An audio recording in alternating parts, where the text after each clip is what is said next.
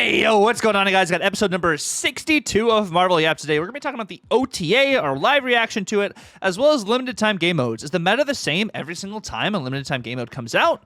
And then also we have our very own personalized snap packs for you guys to choose, and we're going to try and see which of these packs we would actually buy. So let's go ahead and jump right into it. And as always, we are joined by the hostest with the mostest, the coffee-infused, Red Bull-injected, blue-eyed white dragon, not my dance. How are we doing today, Dance? Oh my gosh, dude, Red Bull is delicious. Bought a bunch of it recently because I realized I was out. Sorry. I realized that, what is it? I was getting really tired because I was trying to take care of so much like school work and then streaming and Snap and etc. And I was like, I need the extra energy. Pick up a whole bunch of those, and I was like, oh yeah, this hit the spot. Felt like I was ready to run a marathon. Then promptly forgot to take my Adderall, and then did nothing all weekend. Actually, no, I watched all of season 1 of Stranger Things yesterday. Oh, was it your first time? No, but I haven't watched season 1, I think, since it first aired, and the final season's coming out, I think. In like November, end of November, and then like December and stuff, I think. Yeah. Have you watched all Stranger Things? Yes, I love Stranger Things. Yeah. It's so good. Yeah, my wife and I really enjoyed it as well. It's funny. She and I were watching. She's like, "Oh gosh, I forget how scared I get by all this stuff." We aren't typical horror. I don't like horror really. She really hates like being scared in any way, shape, or form. And so it was a lot of being like, "Oh God, that's scary." There's a lot of fun stuff. I forgot how much I really enjoyed Steve's like story in the first season. I kind of forgot how he transitioned in the first season to being like the jerk boyfriend into being basically I think just daddy in the later seasons. Yeah, awesome. And so I honestly had forgotten about that, but then I rewatched it. I was like, huh, I liked that a lot more. His character arc has been like really crazy. I like his character arc, and I like Lucas's character arc. Lucas is another one of those characters that kind of just continued to develop really well as like the story progressed. But this is not a Stranger Things podcast, Dance. This is a Marvel Snap podcast, which today we're going to be talking about our live reactions to the OTA, the limited time game mode metagame, and then we got our own personalized snap packs that if we had creator snap packs in the game, some of us may have made multiple, some of us may have only made one. Snap packs, this is what we would have in our snap packs. But starting off first with the OTA, Dance. Ding dong, the witch is able to be dead now. Exactly. I've seen so much fewer of the end of turn deck just since the OTA. God, it's so nice. You know what I didn't think about with Invisible Woman First Steps being changed to this 3 power? What? How much easier it is to Red Guardian her.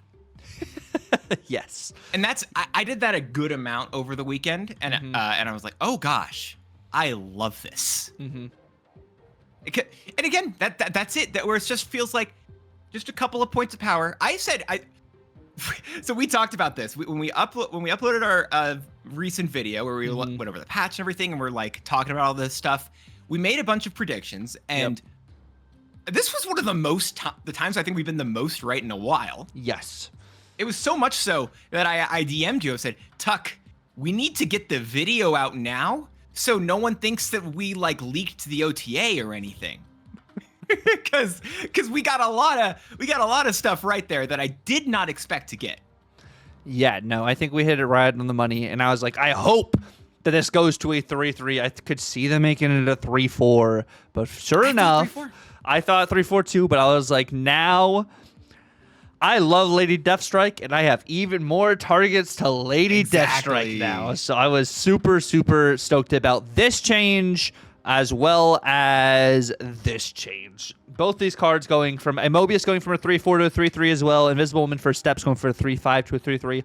Both these cards are now within range of the Lady Deathstrike, and like you said, better Red Guardian targets too, which is like really solid in general. His stocks just continue to get better. I mean, Red Guardian was already still okay in play rate, but now I think it just progressively continues to help him improve. I'm interested in how Red Guardian's going to be in the coming weeks, because as much as I'm like, yeah, I'm glad this got changed. Mm-hmm. Red Guardian and like Cosmic Ghost Rider are getting better and better the more of these activates and like just re-triggers we're getting. So we're gonna see what happens there. But I will say, Mobius, and I forgot why did you remember why they buffed him? They said his play rate or something wasn't the way they wanted it. No, and I forgot about this. It was because of the Surge Mr. Fantastic First Steps meta, where it was just everyone was getting all this crazy cost reduction. And they're like, we want more people to Mobius so we don't have to deal with these 2 costs that we've made. Oh, that's so stupid. That was the reason. They said word for word. They said, at the time we buffed him that it was a net improvement for the metagame due to the amount of cost reduction that was being slotted into a variety of decks. AKA they released Surge and the Mr. Fantastic First Steps, and cost reduction was way too easy. And so they're like, all right, let's make Mobius better, which is, it's the same thing. Do you remember like a year or 2 ago when they did Loki stuff and then they're like, okay, or no, it wasn't Loki. Wasn't it like Surtur things? And then they buffed Shadow King to make Shadow King seem better? They made Shadow King like a 2/3. Just randomly made him a 2/3. Which was like wild because they're like, okay, why in the world would you do this? Then they undid it like a week, the next OTA. They're like, hey, our bad, not actually a good change here. We don't want this. Stop making it so we need to use the tech. Make it so just that the cards aren't that busted so that the tech has to be the problem. But I didn't even think about it. I don't know if you were planning on going to Shadow King next, but... Oh, we weren't going to go to Shadow King next. But I actually have Rogue. Rogue up next, but... Oh? No, we can talk about Rogue. Yeah, Rogue going from a 3/2 to a 2/3. Woo! 3/3, you mean? Yes, 3/2 to a 3/3, yeah. You said 2/3. I'm like 2/3 Rogue. Yeah, my bad. Would that be busted? I don't know. It's still like a super situational kind of card. Yeah. Then also, what I was going to say, sorry, going back to Shadow King, or not Shadow King, going back to Red Guardian, Cosmic Ghost Rider, there are cards in the game that you just play around now. Like, they're legitimately, every single time I play a game, I play around those cards existing, opposed to being like, these cards are busted. I just play around that, and it kind of just helps kind of with like my positioning in general more. Yeah. Which it's very interesting the way, like, I've actually really enjoyed, is it like Ninja Hideaway or whatever that location is? No, that's a thing from Mario Kart. But like the one that just basically puts the -2 power ninjas on each side of the board. It's something with the hand, right?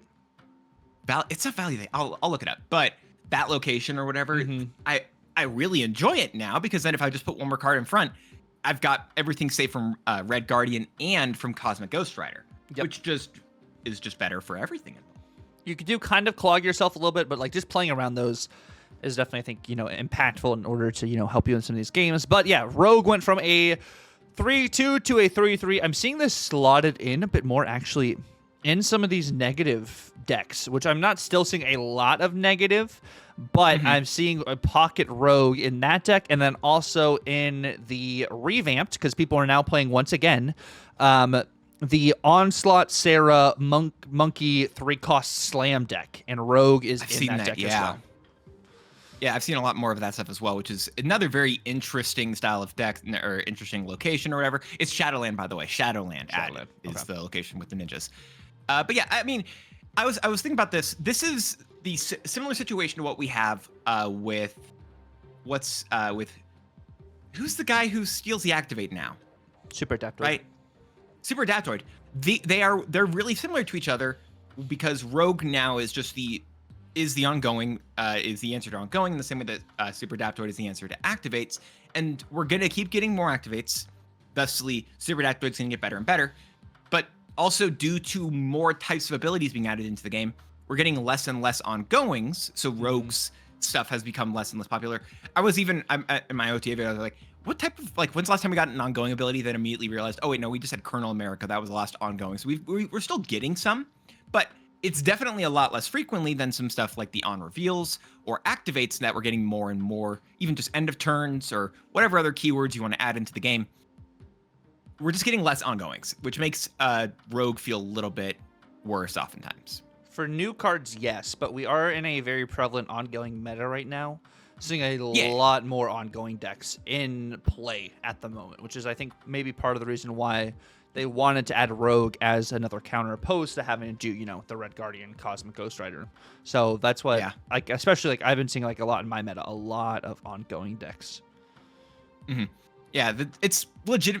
I was talking about it like, I wish there was a way that you could do the interaction in this game where it doesn't always feel as bad, because if you just get Red Guardian, I don't know, sometimes you just can't deal with it.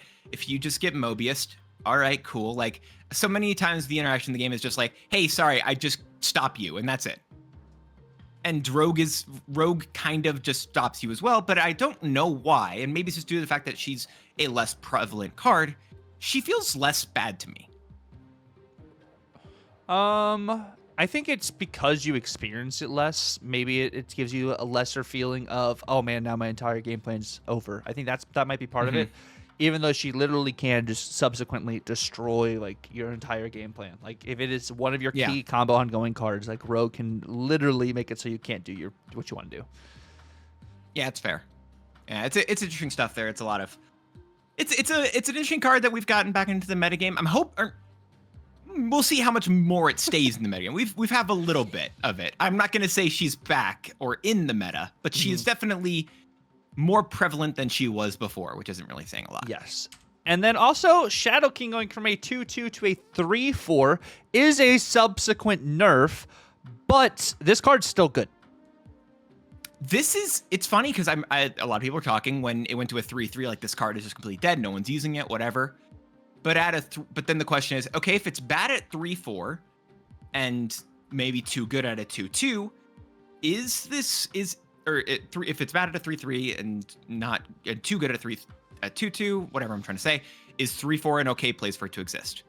And it's a really interesting question there. And I'm interested to see how it's going to go as time goes on, and if it's actually going to be a good card at the slot. Maybe it's going to feel good as a 3 cost, but I haven't minded it as much. Yeah, I think this card's still good, and I think people think it's dead, so people aren't expecting it as much, and I think that's what allows you to really maximize this. Like, this has been a cube stealer for me this like entire week post OTA. Like this card itself has legitimately won me games because they added the buffs, as we'll be talking about later, to the Horde decks. Having this to subsequently negate the entire combo you built up the entire game, which less people are running Cosmo more. I think Cosmo now is kind of being used more in these Horde decks because of Shadow King. But prior to all the Cosmo usages, this is really solid. But this made Cosmo have to be used again, even at this being a 3 cost instead of a 2 cost. Yeah, which is cool. I do like this stuff. I'll say as well in terms of like cube stealers, I've been able to do a lot, and I don't remember what deck I was using with it, but I was actually just using a deck with Shang-Chi. No one expects Shang-Chi anymore as well, right? Like there's so many cards that people just forgot about because of these OTA changes, but it also makes it so they feel, when I use them, I don't know, it's not like they're more impactful, but they feel sneakier, I think is a way to put it. And I was talking about it, I was like, I feel like Shang could go back to a 4/4 or something like that. I was saying that. And then I promptly got a Shang-Chi played on me, but with also a Rafted Odin, and got 2 of my cards, all of my 10 power cards destroyed allocation. I'm like, you know what? Never mind. No. You can go to a 4/2, 4/1. I'm at a situation where like, yeah, all right, I'm happier with these tech cards being a lot less prevalent and then having to do some random RNG BS in order to be playable.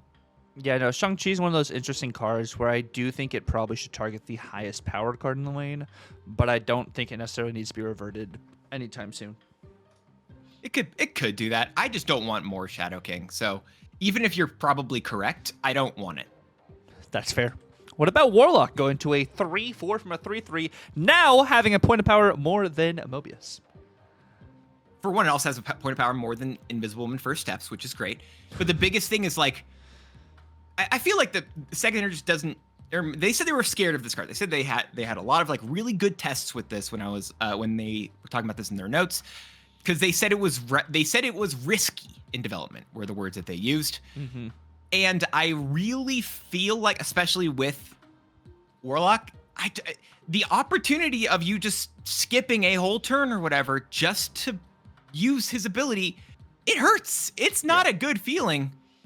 And I think the biggest thing isn't even the fact that this is, what is it, better than Mobius is, or this has more power than Mobius now, but they also nerfed Mobius at the same time while they buffed this, and they made this better than, what's it called, than Invisible Woman First Steps. But also, I don't know if you've noticed, but since the OTA in top 10% of Infinite or whatever, this deck is a deck with Warlock has been number 2 in terms of play rate, according to Untapped. Which deck is it? It's got Pixie, Thaddeus, Ross, She-Hulk Infinite stuff with Taskmaster and Shuri. 220. And I think Pixie Chef has been playing that deck mainly. So that's Pixie Chef. That's all. That's all. No, I kid you not. That a lot of that is going to be Pixie's stats because he has been playing this game crazy amount and only been playing that deck, and he's been popping off with it. Well, there's one more deck that's actually been played more than that, but before I think we get to that, we've got one other change, quote unquote, Yeah, I didn't know that Firelord needed to go to a 4/7. I don't hate it because I like playing Firelord, but I don't legitimately think this card needed to go up from like a 4/6 to a 4/7. It's kind of like the Misery situation in a sense, like Misery going from a 4/8 to a 4/9. Granted, Misery's better. That's my issue. I don't know. Yeah. It just feels like it's such a. It feels like the effect is so narrow, specifically only caring about the 3-cost cards. I'm like, cool. But this is going to be better next in December. Firelord's So going to be I very was fun in looking at December. that. Yeah. What are you thinking with? Because I was thinking about that. I was like, okay, maybe there's some stuff with like the December potential cards. But I was actually looking at those cards according to data mines, as we've talked about. I think it was last week. What are you thinking with that? Because the only kind of card I saw that even kind of works specifically with Firelord, it was the only one of those that is a 3-cost is just Maverick, and that card doesn't even have a destroy ability. It's an activate card. Well, I'm thinking more so of having a 3-cost discarded in general, or a 3-cost card in general destroyed just to get Firelord value, because you're just trying to hit the quota of destroying and discarding a card in the same game. So just kind of thinking about it kind of in that process when it comes to this. Interesting. Okay, so you're thinking of the cards like, if I can pull them up here, make sure I have it correctly. Phantom X is one of them. Yeah. Wait, is it Phantom X or Phantom X? Oh, Phantom X. I think that's cool. It's either or. I don't know. Someone corrected me on I'm gonna say both. Today. I like. I don't know. That, and then also the busted card of Wild Child. Yes. Yeah. So like a bunch of options there. Also, I was thinking about even doing like Firelord potentially testing this week with the new card releasing. Ooh. But there you go. We'll talk about her in a little bit. But yeah, I mean, I think this card is going to get the same amount of play rate, honestly, but I just don't know how much better it's really going to be. It feels, I don't know, it's an interesting change. But all right. Well, hold on. Since Stardust play rate has been brought down, it has made this card a bit better, but it's still super combo heavy. Yeah, I think that's my biggest issue with it. It is just a very combo heavy card. Yeah. I think the best stuff I saw is where someone's trying to use, like, they're playing basically as who's it? They're using like Swordmaster and then Gambit and stuff with Firelord in order to basically just say like, hey, what if I actually just get all my discarded cards and just use them in a big way? Oh, and I still was like, why? I don't know. It's still like, why do you want to use Firelord? I don't know, maybe if you really want to use the combo, right? Then that's why. But in general, I don't know. But so I mentioned that the Warlock Infinite deck, that's actually like the #2 most played deck in post-Infinite, top 10%, according to Untapped data, yada, yada, since the OTA. But there's one more deck that is #1, and that's due to the OTA. A Horde deck is actually real. Which, by the way, you guys, Zombie Scarlet Witch got buffed from a 3/2 to a 3/4. And if you guys want some top-notch gameplay with this card, by the way, Dance actually made a video about the brand new OTA buffed Zombie Horde pretty much mechanic. It's like pretty much even better. Like it's crazier now. You got the Hunger now. You got Zombie Mr. Fantastic. But All of that will be on Dance's YouTube channel, which will be down in the description below. He also is streaming a lot of this Horde content as well. He'll be streaming the new card of this week, Zombie Captain Marvel, as we talk about that later. If you guys want to check out some top-notch, high-energy, high-yappaging content, definitely check out Dance's channel, which will be down in the description below. Catch him live, hit that subscribe, you know, all the things for Dance. All right. I have a take on this card, and it's probably the wrong take. Okay. But I would like to talk about the other Horde card that got buffed first, because I think that one was a really good, a really like meaningful thing. Zombie Giant Man went from a 5/3 to with a Horde +1 to a 5/4 with a Horde +2.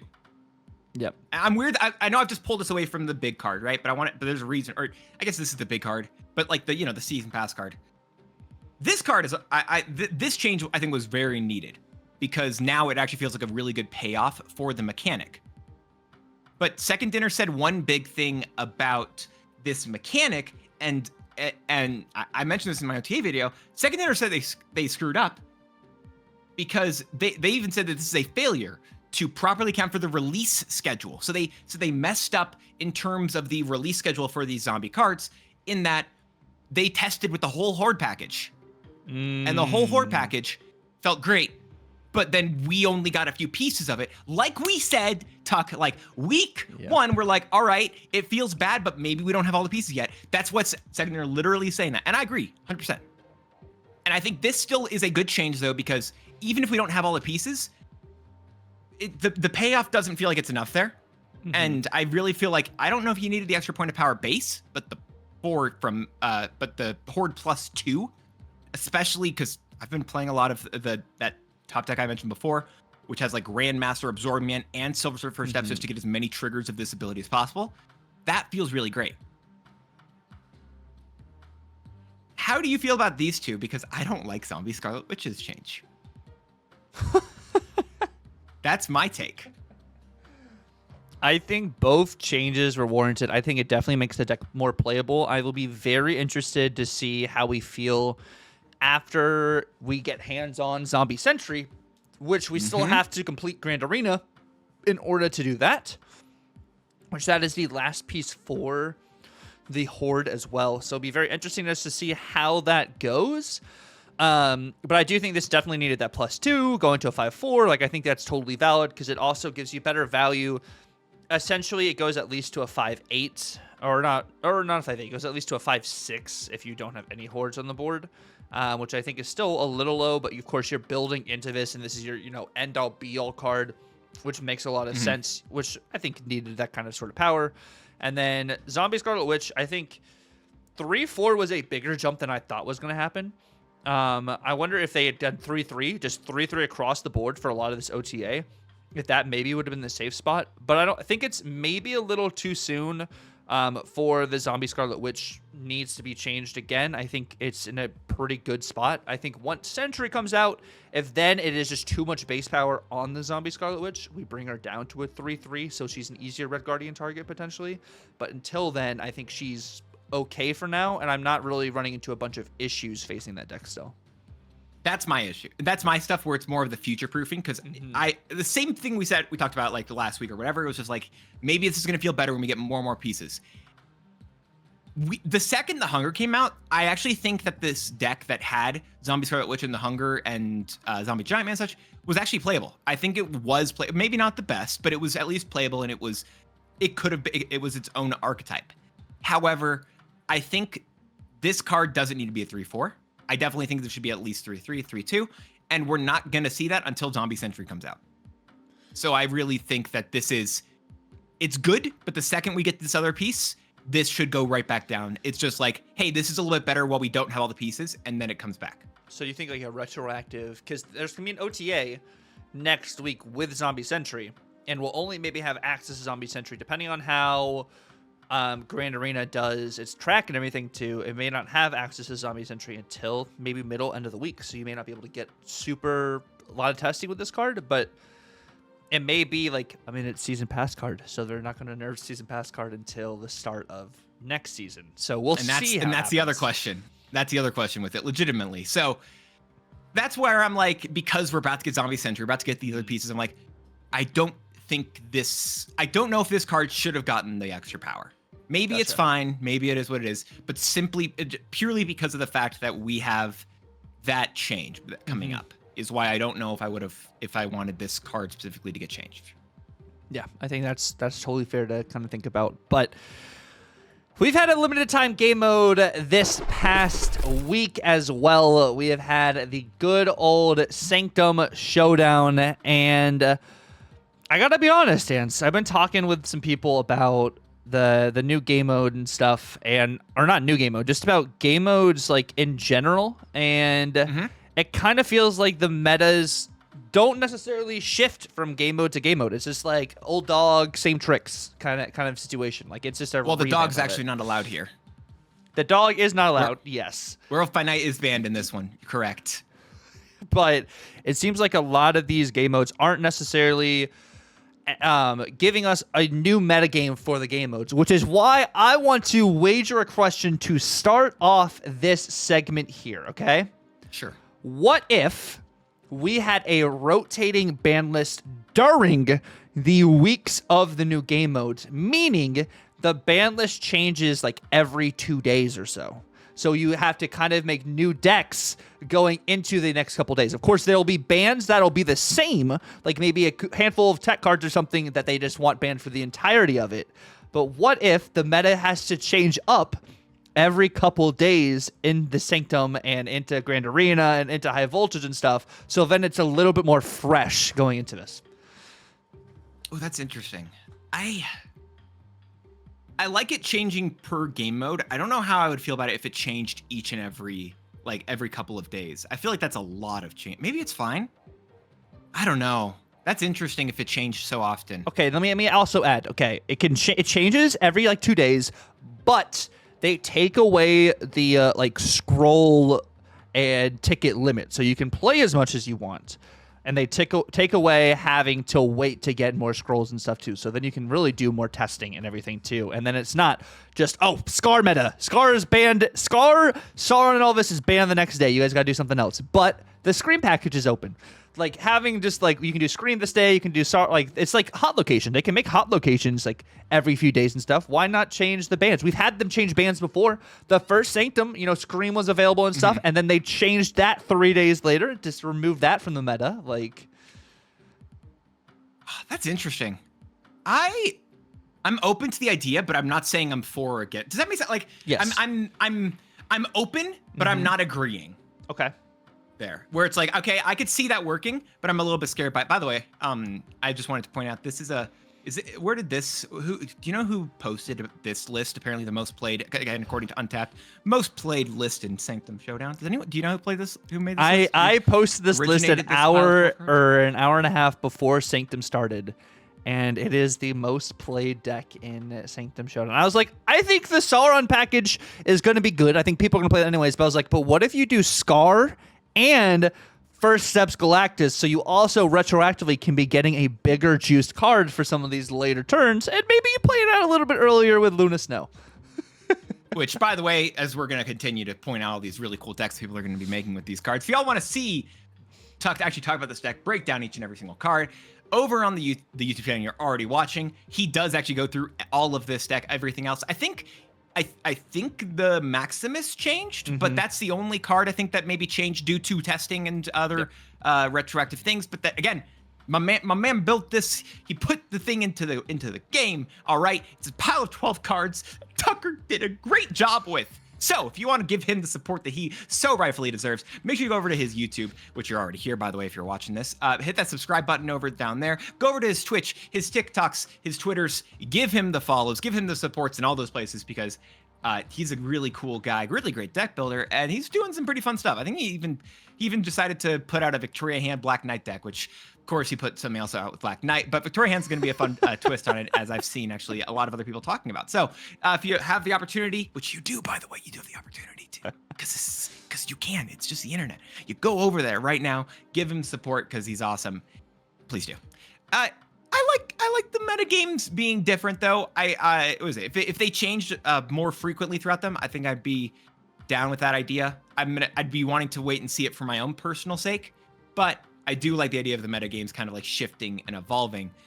I'm going to say though, just in terms of an LTM, I've actually been playing on my free-to-play account more so. I've gotten like a couple more Series 5 cards, Series 4 cards, and I've been doing it. Also didn't realize X23 was just like a free Series 4 card that you could get in this game mode. So on my free-to-play account, I just did the 800 gold pass, got all the portal pulls for 3 new cards, including the X23, and I got the Hunger, which I'm probably never going to use because I don't have Zombie Scarlet Witch. And I was just able to actually build like a really solid just destroy deck for that mode and just go wild with it. I hadn't thought about that. That was actually, a really good addition since you get cards retroactively if you get variants for them. If you don't have X23, if you actually do a portal pull, you can get X23.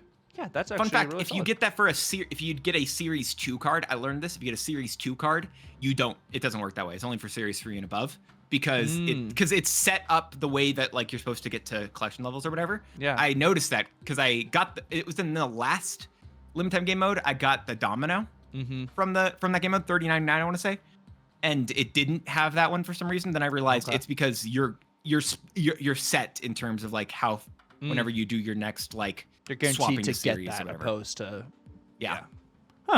Which is an interesting thing. I don't hate it. Still, it's fine. I just thought that was an interesting thing to note that I don't know if anyone's actually paid attention to. That is very interesting. Now, in general, though, Dance, how have you felt about the Sanctum meta? I've honestly really been enjoying it. It's been a lot of fun. This pile that we actually have on screen right now is the one I think I've played the most of. I don't know. It's been Dormammu stuff's been pretty fun to mess with, and it's always enjoyable when I see someone who plays the deck that you cooked worse than you. Because then I get to, because I've been playing this deck and it's just you can run circles around them. Yeah, no, you can really add so much power on the board, and like a lot of the decks in copying Sanctum your right Dormammu spells is insane because also then you just keep moving your Dormammu and that's it. You're like, all right, cool. I've won this lane. Oh, hey, the Sanctum's another location. Well, don't worry, Moira's already copied my spells for me. I've been setting up. Dormammu's there now. Dormammu's it just. I actually had not thought about that. Actually, moving Dormammu to the locations is really smart. Yeah, no, that's cool. Or I've also destroyed just like a really big Venom or something like that to move a Dormammu, but then also let my Null get big. It's it's a lot of fun. No, that's really cool. Like a bunch of just different lines, which is what I have liked about like Snap right now. It really feels like in general you can play a large variety of different things, but you can't play fair decks. Like you can't play something super linear. You're gonna need to have something with a bunch of different options, which is why like I was playing the Black Knight Victoria hand deck because you have the unknown factor with Valentina. And then last night I was playing a Dawkin Victoria hand deck, and it actually was working really well. Destroy your discard. It was destroy and discard. So it's like so like you have Killmonger and you have Bullseye. It'll also be on the YouTube channel yesterday if you guys are watching the video today. And it is, oh my goodness, I played 50 games with it actually on stream yesterday instead of my normal like 20 games. I played 50, and I don't know. I just feel like it's a great time just to be testing new stuff, and like I'm kind of still prepping for like the Golden Gauntlet in November, trying to get my decks, narrowed down and like understanding a bunch of decks before I, definitively choose my deck, and then seeing what other people are playing. But kind of. Did you see that they're doing an OTA like 2 days before the Golden Gauntlet? Yeah, that's going to be very interesting going into that testing because we'll actually only have like 1 day. I mean, I guess we'll have the end of Thursday and then Friday, and then we have to submit our deck by Friday night to be able to play on Saturday. So like we don't get a full like amount of time to test, like a full week or so. So yeah, it's gonna be very. You want to know the stuff that's really bad about it, in my opinion? What? Unless they change something, content creators are kind of gonna they have an unfair advantage in this. I'm not gonna I'm being honest. I'm just being honest. Right now, because content creators get OTA notes in advance, this is just a known thing, so we can do videos or whatever. The content creators are going to have access to those notes unless something changes, which honestly they probably should. a day, like a day or two, or however long they're going to do it before in advance, so they have extra time to figure out what decks they want to build and make. Which then means, what's it called? Gen pop, the general population. Yep. Doesn't.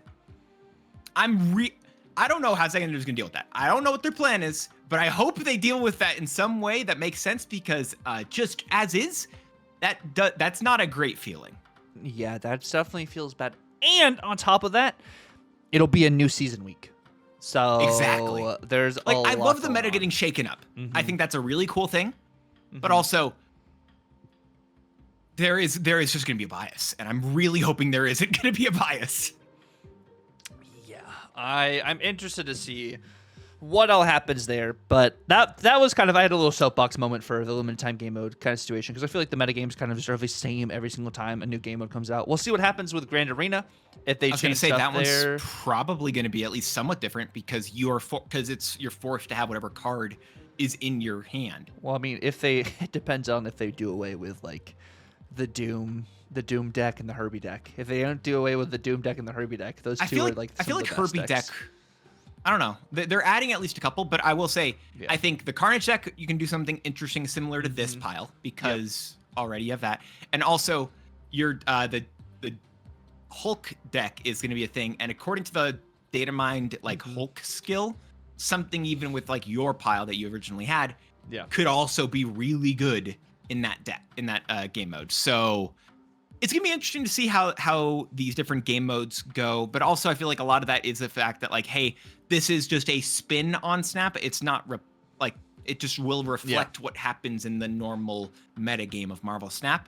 It's just tweaked for whatever the specific game mode is. Whereas you want to be able to fight for multiple locations very easily, you need to make sure you have a lot of cheap cards or a way to move cards. So you've got this deck where you've got, like you talked about, with your pile, and or a lot of big cards that are cheaper. And what is it? And then if it's Grand Arena, you have to obviously build around whatever this card is that's gonna be starting in your hand, not to mention the skill. So that stuff could also be changing. There's a lot of stuff like that.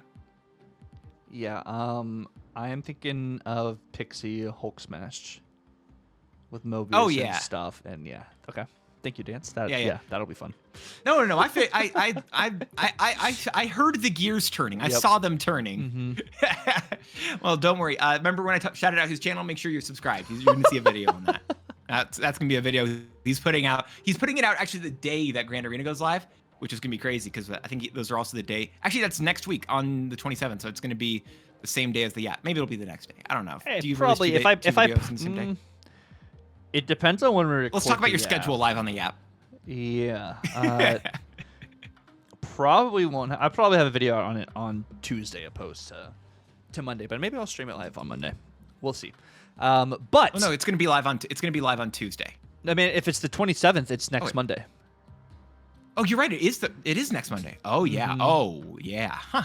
Yeah, it's gonna be on Monday. So yeah, just gotta put it out that night. Yeah, surely it never fails. Oh my gosh, my face dying. Anyway, go ahead. We got Zombie Captain Marvel, my friends, which is the brand new card that is releasing today. At the time, not at the time of recording this video, but later in the day after recording this video, we have Zombie Captain Marvel, which is a 4-cost, 4-power activate with the ability activate, destroy your other cards here to get +3 power for each, and then move to a location you are losing. Yep. So, fun fact, Glenn actually just clarified on this that you are not losing tied locations. So this won't go to tied locations, by the way, because you are not losing a tied location. Makes sense. Because someone said, well, you think it makes sense, but the internet's dumb. And someone said, does losing mean not winning? Yes, but not winning does not mean losing.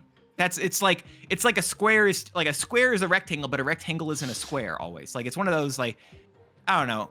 Just because A equals B does not mean that B always equals A. I don't know. Yeah. So I think you have to destroy cards for this to move, right?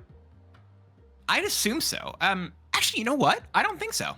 I think you only have to destroy cards to get the +3 power, but the activate just moves the card to the location you're losing. Because that's how I read it. I read it is that it can move either way, but you get the extra power if you destroy cards here. That's kind of like what I was talking about. But yeah, that's what I think it will do as well. Just based off the fact that the move to location you're losing is a separate statement is what emphasizes that to me. Yeah, so I think this will be a very interesting kind of card. Of course, it works through Cosmo. It does not work through armor. And if you're not working through Cosmo is such a big deal, by the way. Sorry, I just wanted to make sure that was clear. And then if you don't have any locations you're losing, it just stays in place. Yeah. Did you see? Apparently, she actually started in one of the zombie Marvel series. She actually started one of the one of the infections. Really? Apparently. So I was reading up on this card before we started today, and apparently, like, the Avengers get this call to go to Galactus's corpse or whatever, and like Wolverine's like, wait a second, we need to leave now, and he's like, I smell danger, and then you just see Zombie Captain Marvel like basically arise out of apparently Galactus's dead throat. Ugh. And he's like, get out of here now, and yeah, and then they get cooked. Oh, yeah. They get cooked, just like Dance has made a brand new cook for. Yeah, brand new. It's half the time I'm talking about it, it's the same cook again that exists in the game, but I like the way this package should work with it. Yeah, you can do some really cool stuff here, like Zombie Captain Marvel on 4, and then on 5 you play your Shuri, and then 6 you play Nimrod, and then you get set up for like the Kid Omega stuff. So you're playing Kid Omega on the far lane, and then you have Zombie Captain Marvel in like maybe the middle lane. You activate Kid Omega into the Nimrod destroy, and then you activate Zombie Captain Marvel. Like, I feel like that's kind of line. I know I'm taking over what you'd be talking about, but I feel like that's you're just doing a it better cool than way I can. That's fine. Yeah, you can like mess around with this, which can be very interesting, giving you a bunch of different outs as like a different like win con here. It is 4 heavy, but you have Surge as one of your main energy cheaters. Zabu is a real card that I was considering in here, and maybe that, and Zabu could be a thing you replace for Elixir, I think would be the answer, unfortunately, or maybe Phoenix Force, but I don't know. But I do think that this is a very interesting and fun pile, and I'm hoping it's going to work out well. It feels like a lot of fun. I like this style. I like what it could potentially do, and I think that when you're looking at normal destroy lists, I don't think you're going to want Zombie Captain Marvel in them. I feel like it's going to be hard enough trying to get your curves going down on that one. And so in a deck like this, where you're typically spending these first few turns just setting up for your final turns, I feel like she actually makes a lot more sense. So then you can do a big activate on Kid Omega, and then activate Captain Marvel, and then you play your Carnage, you play your Venom. Like, you get to, yeah, I think there's a lot of really cool stuff there. Yeah, no, I like the options here, and revamping this deck that a lot of people have loved in general. I have something Phoenix a Force little is a 3-cost one. I don't think Phoenix Force needs to be a 3-cost. You don't think Phoenix Force needs to be a 3-cost? No. Wait, actually, sorry, time on the play. No, I Why don't not? think I want to Phoenix know. I want to know your. I think Phoenix Force is okay as a 4-cost. As a 4/5, really? Maybe a 4/6, but like, I don't know if it's okay as a 4/5. It's just, I feel like it has a pretty rough time in most games. I mean, It's such a hard combo to get set up. No one's playing at the moment, so I hear what you're saying there, and like, I don't know. Like, I would love for Phoenix Force to be cheaper, but I don't think it needs to be cheaper at the moment. Like, I think it is okay. I think we have enough decks that are like doing really, really good. Like, Phoenix Force can still sneak and win games, and Stardust's value has kind of is still there, but there's less Stardust. People just aren't playing Phoenix Force, and I think it's maybe people are playing Phoenix Force. They're thinking of just the typical Mr. Or not Mr. Into Multiple Man and into Human Torch, but there's a bunch of different ways. Like, this is one of those. There's also like the Fire Lord version where you could do like, you have Cassandra Nova and stuff as either with the Fire Lord or with the Phoenix Force. I just feel like it's not a card that's being really utilized at the moment. I don't think it necessarily needs to be dropped to a 3-cost. I feel like it's hard to utilize it is the reason why it's not being utilized. But I don't know.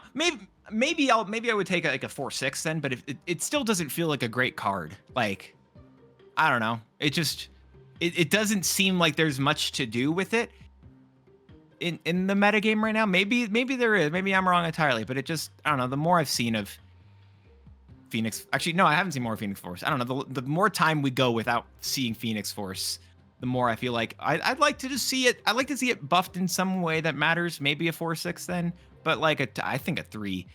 Make it honestly a 3-2. It'd be interesting. I think King's Force is okay. That's fair. But I love this is a fun pile. I like your zombie junks stuff.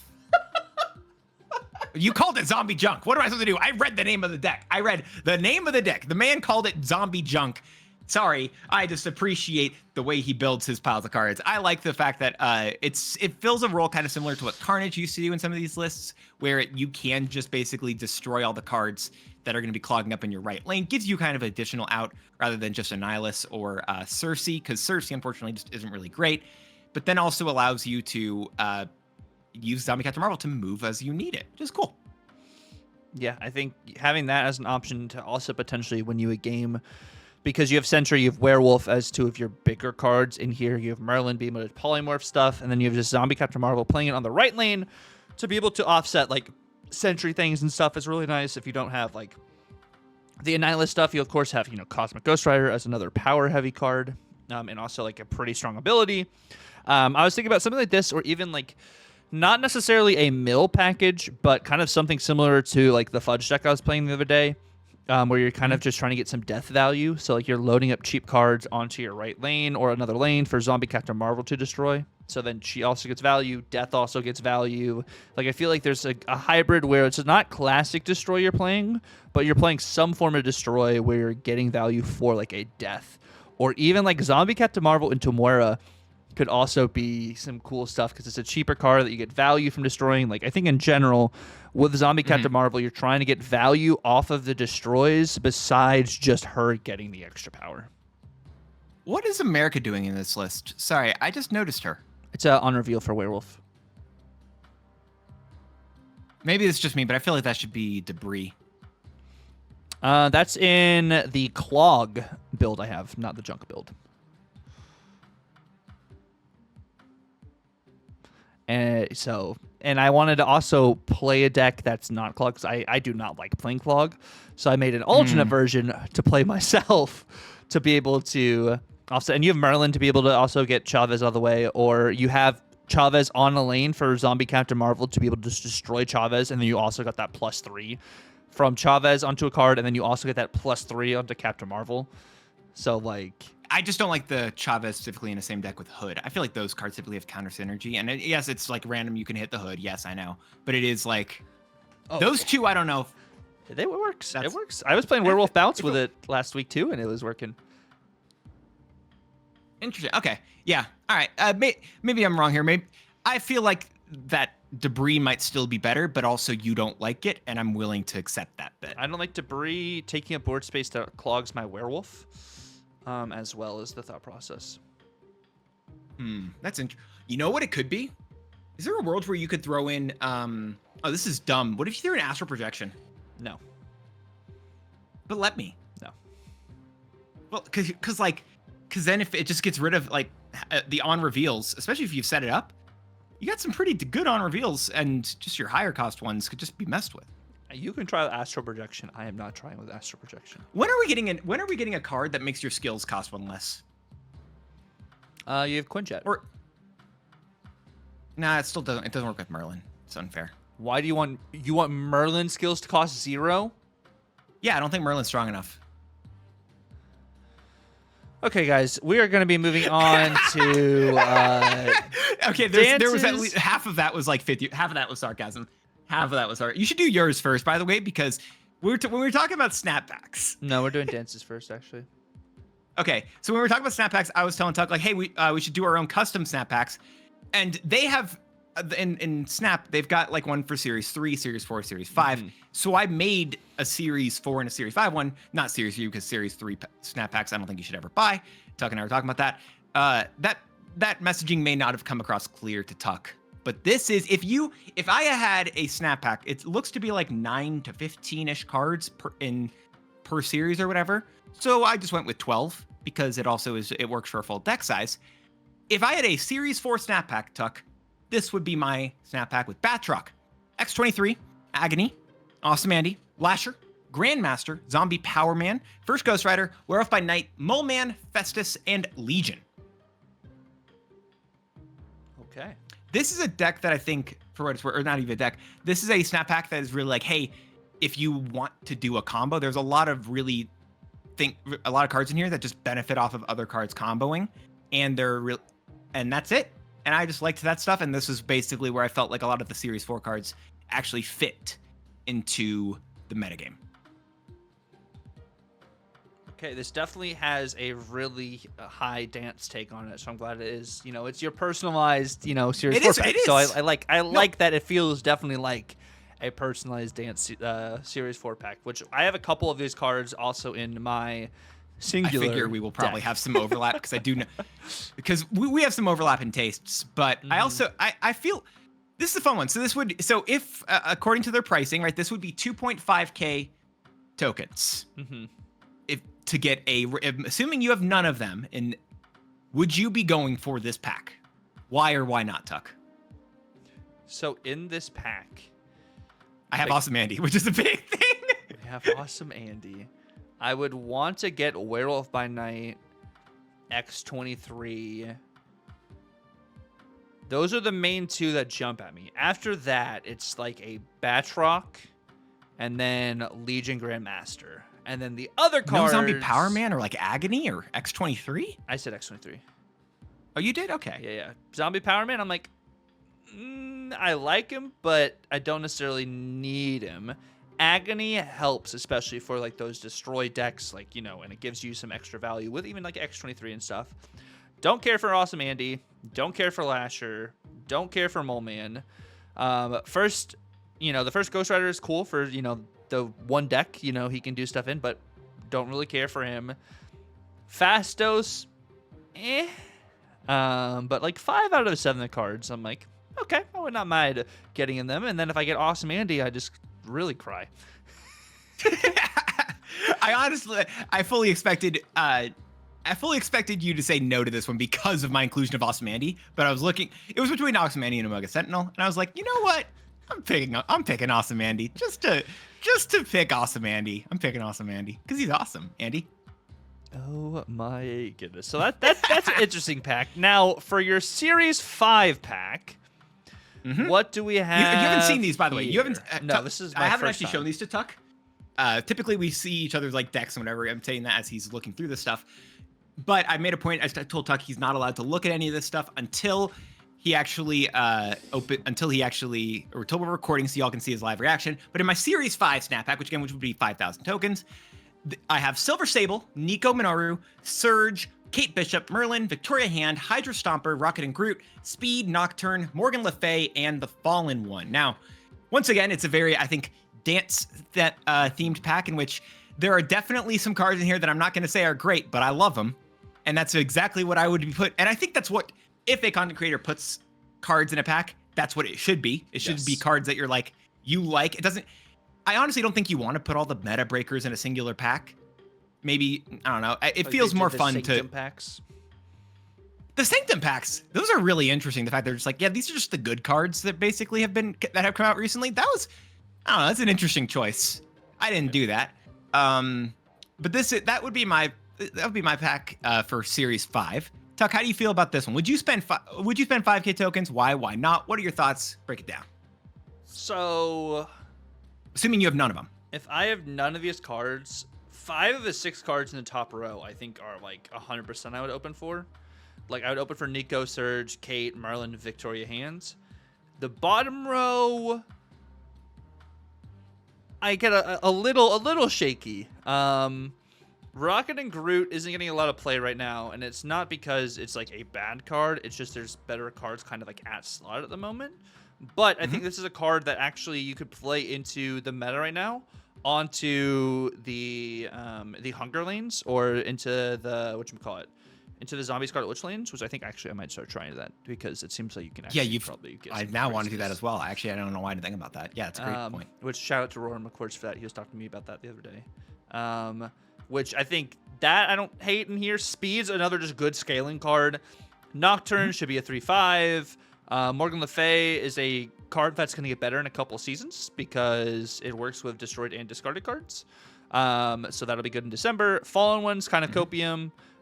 Silver Sable is solid in bounce and solid in affliction and is a solid card. I mean, I probably would open for this. Stomper's also really cool because it's like, it's kind of niche, but like it can scale really well too, and it gives you access to some of these other cards that you maybe wouldn't play in other decks, and it gives you extra value for Sam Wilson and for that with Batroc next season and with stuff. the move decks.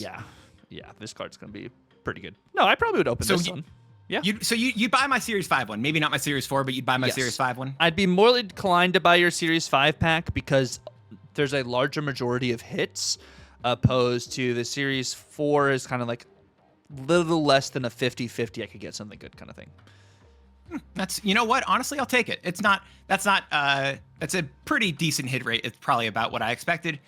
But all right, I'll take it. How much? So this is where we have a little bit of a differential, right? Because at least because I did one for each, right? 2.5K imagining tokens for my Series 4 pack, 5K tokens for my Series 5 pack.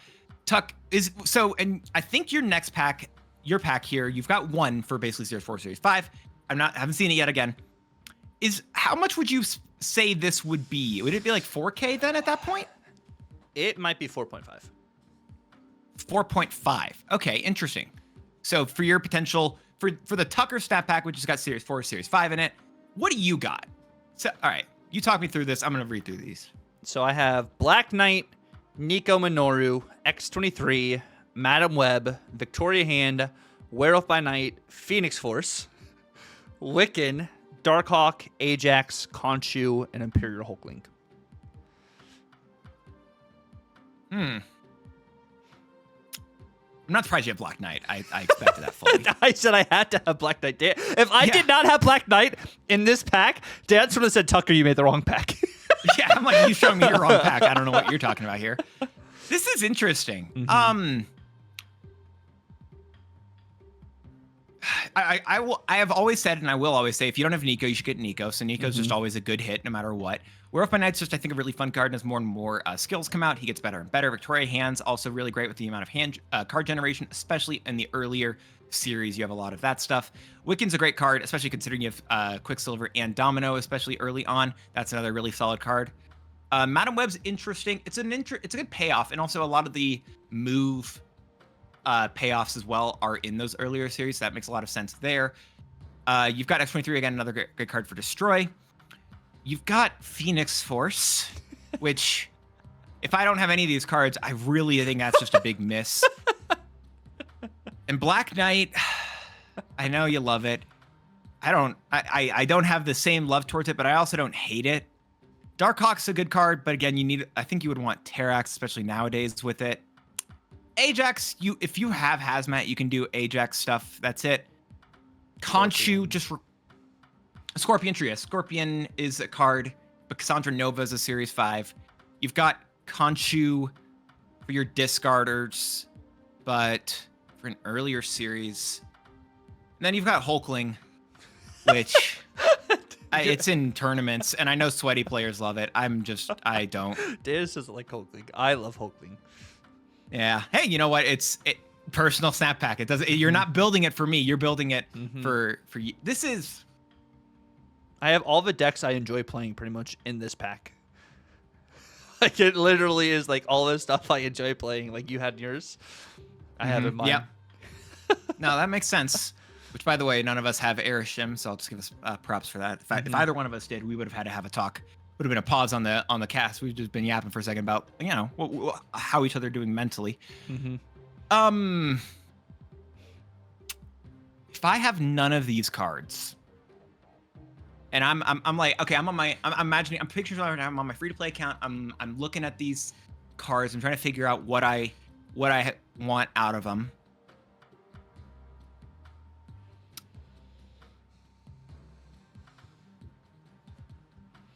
Be honest, that bottom row, other than Wiccan, just really is unappealing. I probably wouldn't pick this up. That's fair. I wouldn't. I don't think. Yeah, I don't want to tell you no, but at the same, you don't see the Khonshu value, and it's okay. No, I love Khonshu on my other account when I've got all my cards that I need for it, like the other enablers. I've got my Gores, I've got my first Ghost Riders. I've got. Why are you playing that? You play this in Classic discard. You don't have to play it in Copium discard. But I'm on my Copium, right? I'm on my Copium mark right now. What do you mean? Why would I not use Copium? Play in the Copium discard deck, not the Classic. Of course, I'm playing the Copium discard deck. What do you mean? The other discard deck. That's my sound for that deck. Who gives a crap about that deck? Yeah, you're right. It's playable there, but also I'm still missing quite a few of those cards then, because I'd probably still want Scorn. I'd be wanting, if you had Scorn in this deck instead of Khonshu, that might be enough that I would swap. But I would say no, at least if I didn't have these cards. That's fair. Yeah, it's literal. Actually, I feel like Hulkling or Khonshu, one of those two was a card I feel like I had a little bit more favor on. I'd be happy with the back. Because even if I don't have all the cards immediately, I'd use them later. I respect your decision. Yeah, I'm sorry. I have been trying to use that free-to-play account more and trying to figure out what I want to play. It's a very different experience, and I'm happy I'm happy I'm doing it, because I feel like, I don't know, I've talked about this before, where it's like I have enough of my mindset, or I've enough of, it's not even, I don't know what the correct phrase is for it, but I have enough of the situation where I just have all the cards, and so it's very easy for me just to skip or whatever. Mm-hmm. Or have my own privileged quote unquote opinion on it, and having less of the cards is actually really assisting me in terms of trying to figure out what I want to do in this stuff, and helping me appreciate other bits of Marvel Snap from a different angle. So I don't know what my answer would have been if I actually hadn't had that legitimate, like, forced perspective recently. But yeah. But this is fun. I like the little snap packs bit. We're trying to sell each other on our little fun stuff. I want to know in the future, and this isn't even, maybe it's not even on a snap thing or on a Yap thing. I want to know what your just Series 4 and just Series 5 packs would be. I'd be interested in those, because I think based off your choices, I'd probably get your Series 4 pack.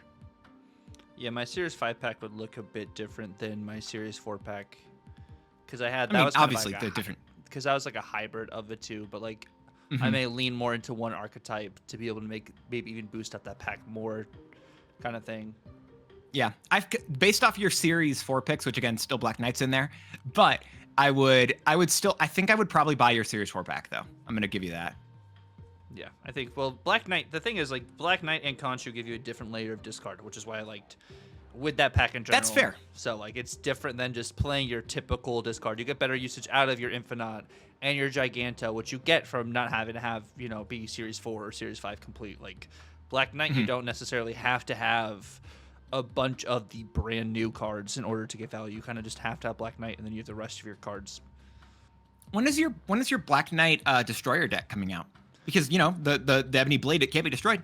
I've thought about doing that, and I've talked to Tommy about it a little bit, but I didn't really vibe with it entirely. I faced Tommy playing that on ladder, and I was like, it's cool because, Destroyer is 18 power, but I think maybe the next Black Knight deck we do is going to be a Weapon H Black Knight deck.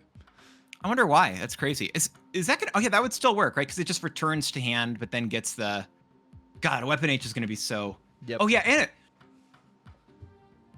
that card's going to go to like a 13 or 12 power probably. That feels like a great card. 7-14? I don't know. In the same way that discard it? Fing Fang Foom is also going to be a 7. It's a 7 whatever. That's a fun card. But Fing Fang Foom, to get value, you either have to ramp into it, or you just it's just playing it in hell. Like so I was talking about you even TM'd me about this earlier. We were talking about Fing Fang Foom, like, hey, you do realize the answer for Fing Fang Foom is going to be playing it in hell. Like, guess what the answer?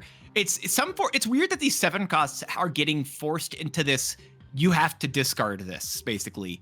Besides because but people are still doing discard for Scar instead of pouring into like this sort of stuff. But again, once I think Fin Fang Foom comes out, I don't think Scar is going to be that card anymore. It's going to be using. It's interesting though, because I hit Infinite using Black Knight, Agatha, hella discard, because I may or may not have been streaming for too long and said screw it, I don't care anymore. I just want to hit Infinite, and I was playing and I was using Scar, and I'm like, oh, this card actually just like gets value based off of just the amount of these cards you can put back onto the board it's just very powerful. Also, luck is dumb sometimes, bro.